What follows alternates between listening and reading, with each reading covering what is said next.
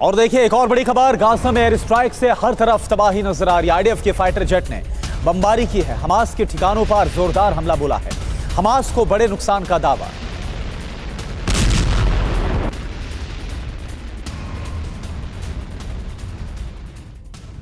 और गाजा में Israeli tank पर हमला किया गया है। हमास ने रॉकेट से टैंक पर किया अटैक। रॉकेट हमले में आईडीएफ का टैंक तहस नहस हो गया। हमास का मरकोवा 3 टैंक तबाह करने का दावा सामने आया है एक वीडियो के साथ।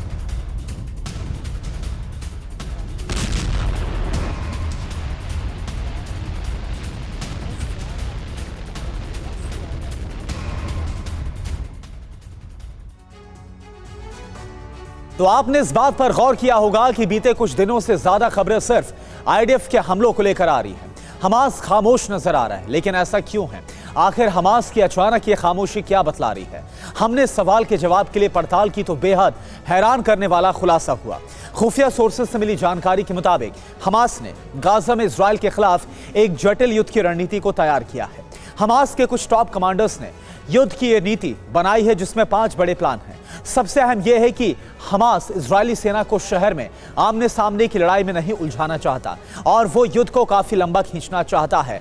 इतना ही नहीं, हमास ने आईडीएफ को ऐसा उलझाया है कि उसके सारे गोला बारूद और हथियार खत्म हो जाए, तो वहीं इस बीच बेहद ही चालाकी के साथ वो नई तकनीक और हथियार को हासिल कर ले ताकि आईडीएफ पर बढ़त बना सके। आज हम आपके सामने हमास की पूरी युद्ध नीति का पूरा खाका रखने वाले हैं। और विपिन चौबे इस वक्त हमारे साथ वॉर जोन से जुड़े हुए हैं। सीधा विपिन का हम रुख करते हैं। क्या वाकई में विपिन ऐसी जानकारी सामने आ रही है जो खुलासा हो रहा है कि हमास उत्तरी गाजा से भाग तो गया है, दक्षिणी गाजा का रुख किया है, लेकिन ये जो रुख है वो बेहद विध्वंसक साबित हो सकता है इजराइल का, क्योंकि इजराइल के खिलाफ नई युद्ध नीति को तैयार कर रहा है हमास। ये खबर आ रही है। बिल्कुल, देखिए ऐसा नहीं है कि हमास ने कंप्लीटली सरेंडर कर दिया है। हमास खुद को रीअरेंज करने की कोशिश कर रहा है। खबर यह है कि नॉर्थ गाजा में खुद को घिरने के बाद ज्यादातर हमास के जो लड़ाके हैं वो इस वक्त साउथ गाजा का रुख कर चुके हैं। इसीलिए इजराइल का प्लान भी ये है कि पहले नॉर्थ गाजा में कब्जा करना है और उसके बाद साउथ गाजा की तरफ रुख करना है। इसीलिए पूरा युद्ध आप जानते हैं कि गाजा सिटी में अब सेंट्रिक हो चुका है। शिफा अस्पताल को, अल शिफा अस्पताल को घेर लिया गया है, जहां पर ऑपरेशन कंप्लीट करने के बाद पूरे कमांड एंड कंट्रोल सेंटर पर कंट्रोल हासिल करने के बाद इजरायली डिफेंस फोर्स इस पूरे मामले में साउथ गाजा का रुख करेगी और वहां पर ऑपरेशन को चलाया जाएगा। क्योंकि ये बात जानती है इजराइल कि इनको आधे अधूरे रास्ते में छोड़ना उनके लिए सुसाइडल हो सकता है। इसीलिए जब तक हमास का पूरा खात्मा नहीं हो जाता तब तक ये ऑपरेशन, ये युद्ध नहीं रुकने वाला है।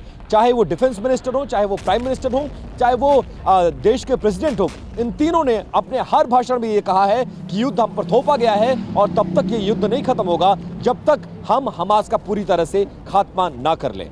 जी बिल्कुल विपिन, बहुत बहुत शुक्रिया आपका इस ताज़ा जानकारी और अपडेट के लिए। इजराइल से हमारे संवाददाता विपिन चौबे लगातार अपडेट्स दे रहे हैं।